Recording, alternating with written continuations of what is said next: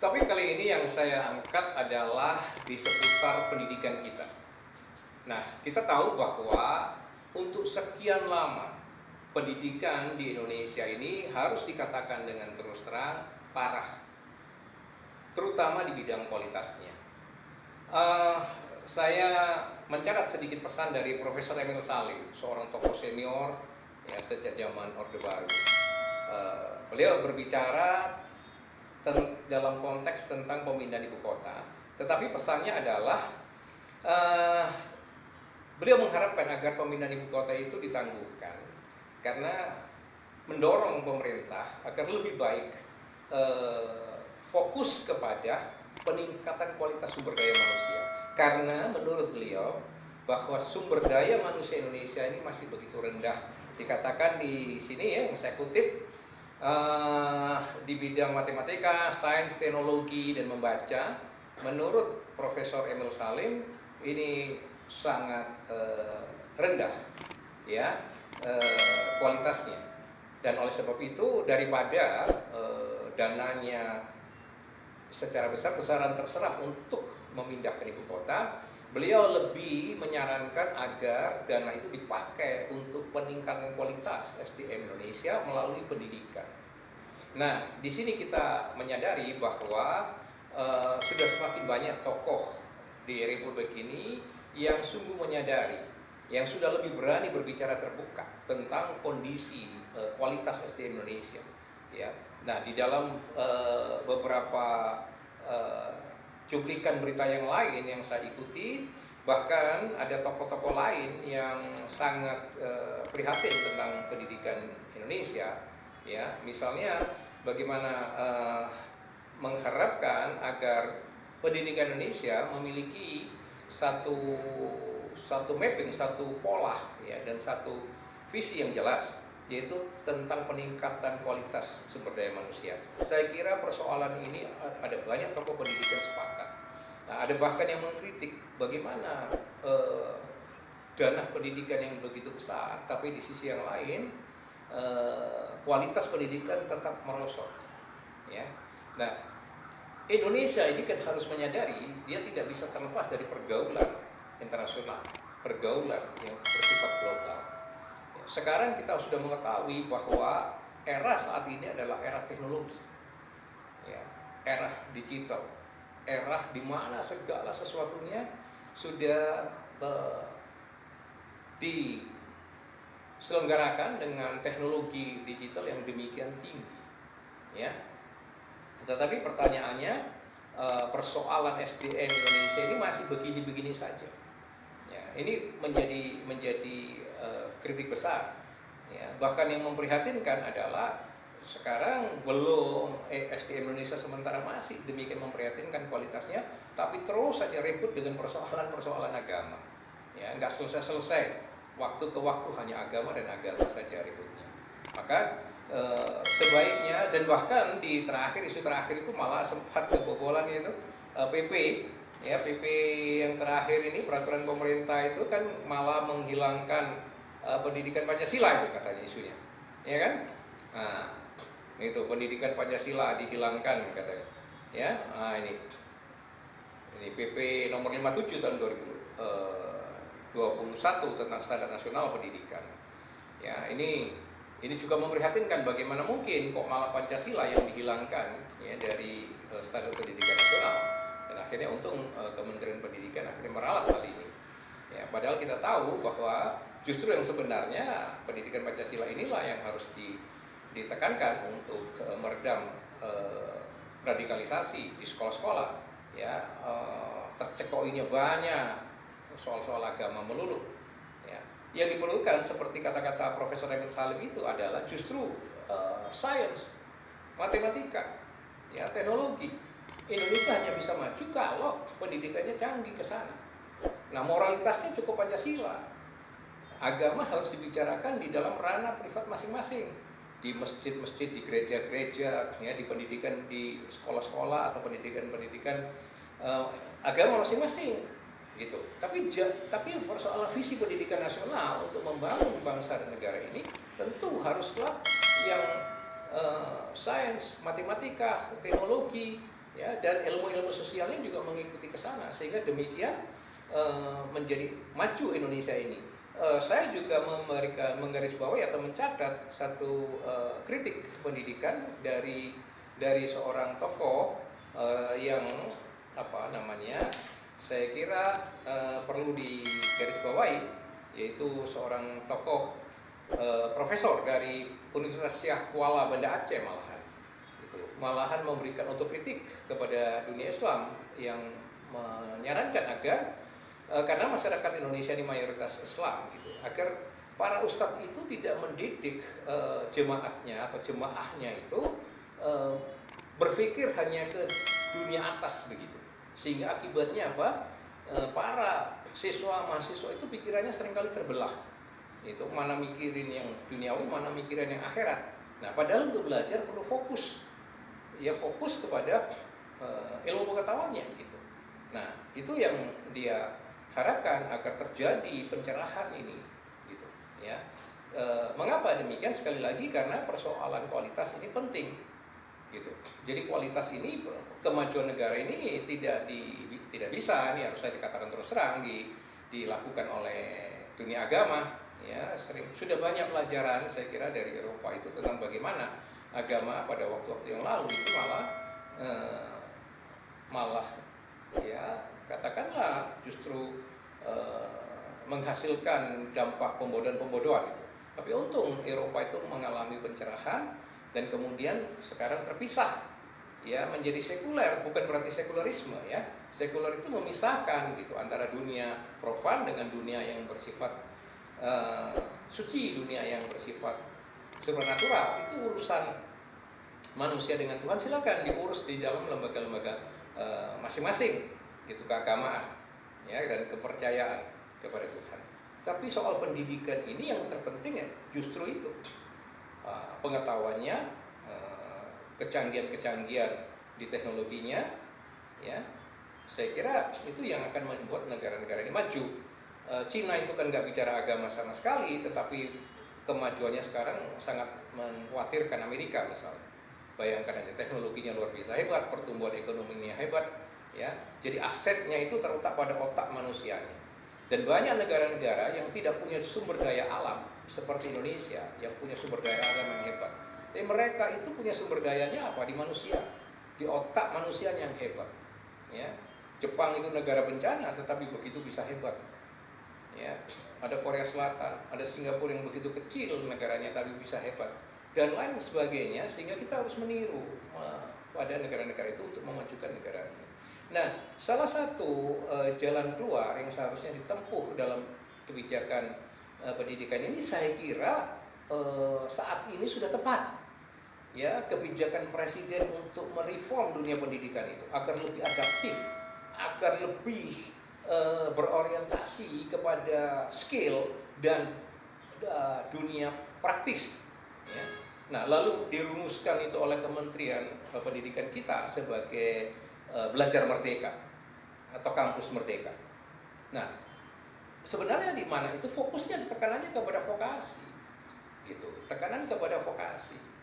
Jadi dunia pendidikan ini kalau kita melihat sekarang sangat memprihatinkan. Lulusan S1 bahkan S2 bahkan belum tentu bisa bekerja, tidak terampil ya, mereka tidak kreatif.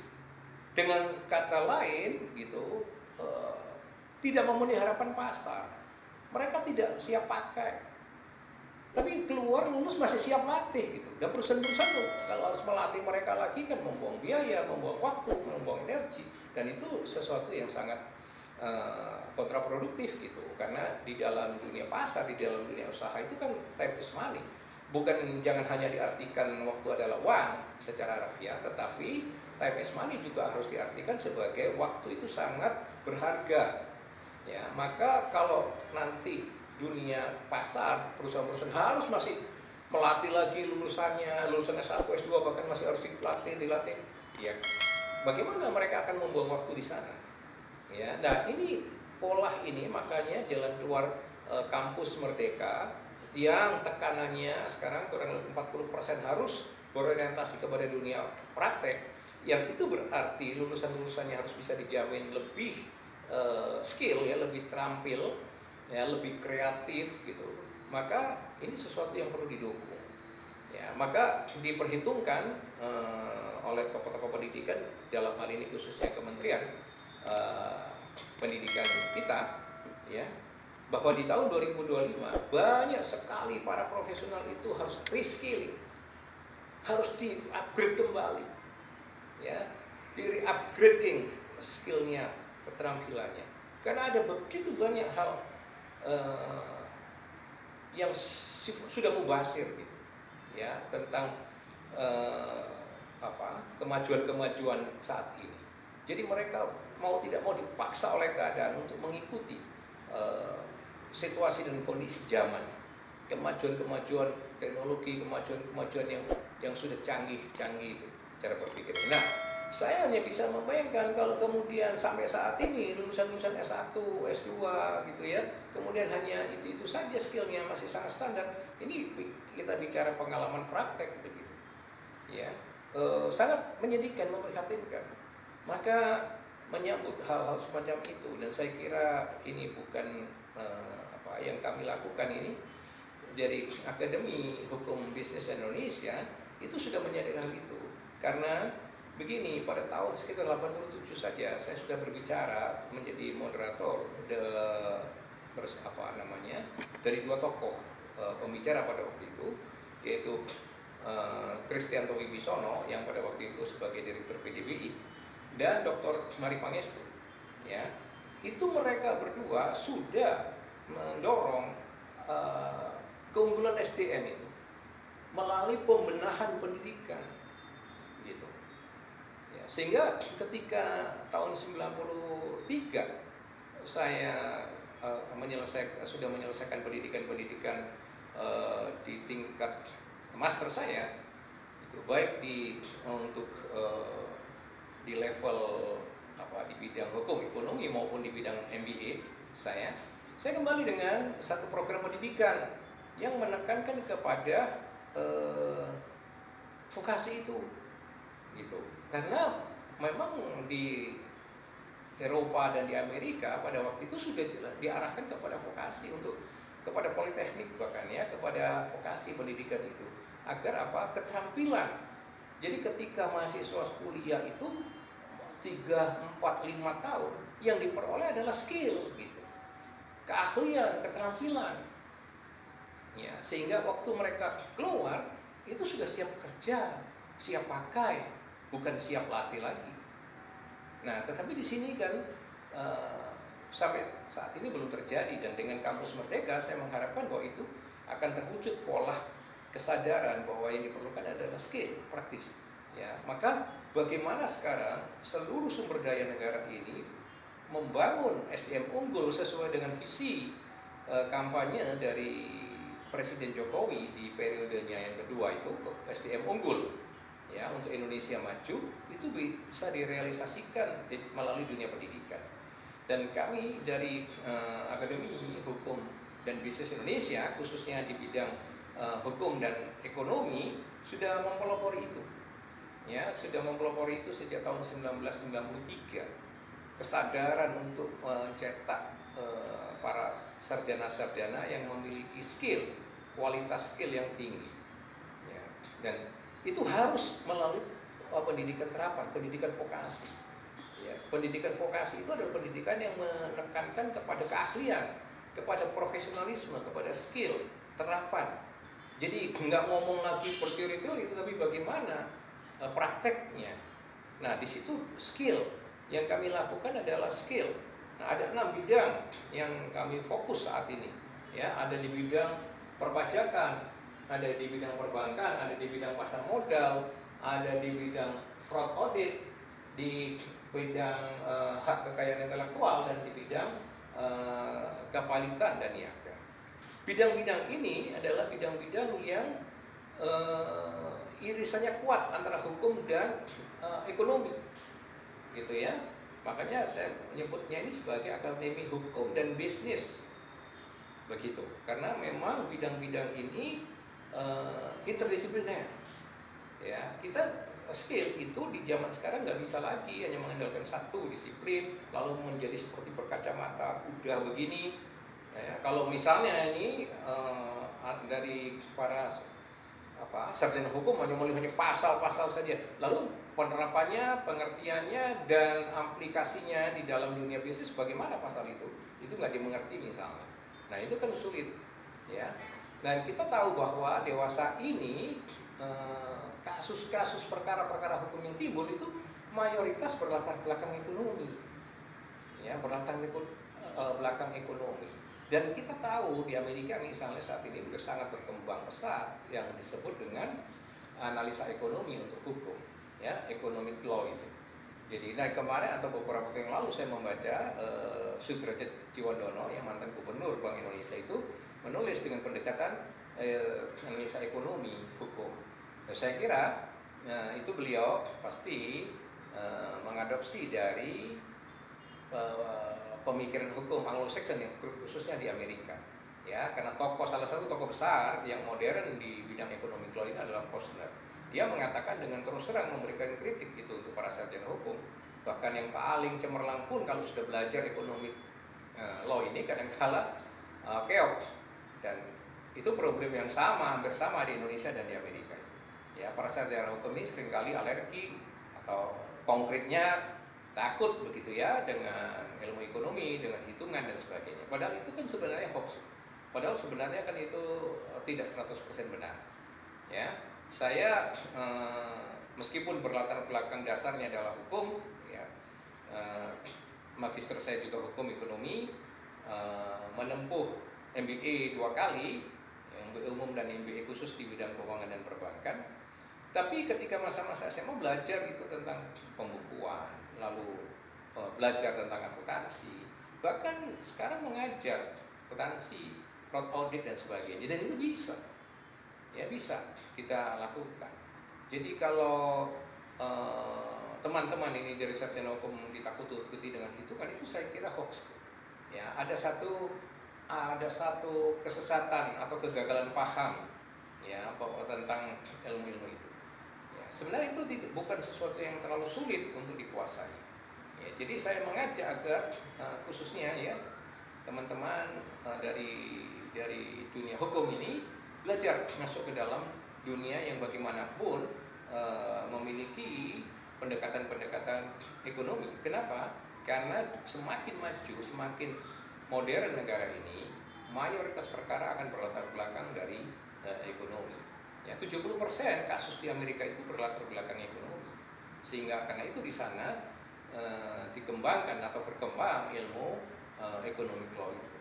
Ya, pendekatan-pendekatan yang beriringan gitu, antara pendekatan yang kuantitatif, menganalisis secara kuantitatif, ya, dengan pendekatan perhitungan angka, ditambah dengan pendekatan analisis yang bersifat kualitatif, itu jauh lebih sempurna, ya, karena perhitungan dan analisis kita akan jauh lebih tepat daripada cuman mengandalkan analisis yang sifatnya kualitatif belaka. Ya, kemampuan sarjana hukum seringkali kemampuan naratif, gitu, ya, deskriptif naratif, tapi apakah itu di backup oleh data-data yang bersifat kuantitatif, ya, yang bersifat eksak? Nah, itu menjadi pertanyaan besar. Seringkali tidak dilakukan itu, sehingga hasil analisisnya seringkali hanya bersifat gambaran-gambaran. Ya. Nah, dewasa ini kita perlu melakukan pendekatan-pendekatan interdisipliner semacam itu. Karena itu saya mendorong agar fakultas-fakultas hukum dan fakultas ekonomi membuka pendekatan belajar yang bersifat interdisipliner ini, ya, sehingga kemajuan-kemajuan yang signifikan, yang bukan hanya signifikan tetapi kemajuan yang cepat, keterampilan, skill, ya, kreativitas, ya, ketangguhan secara dalam praktek itu bisa diandalkan oleh para lulusan-lulusan S1, S2. Di dalam konteks ini secara khusus saya tujukan kepada disiplin ilmu hukum dan ilmu ekonomi, khususnya terkait yang ekonomi akuntansi. Demikian penjelasan saya atau pemaparan saya sekitar atau opini saya ya sekitar pendidikan. Terima kasih.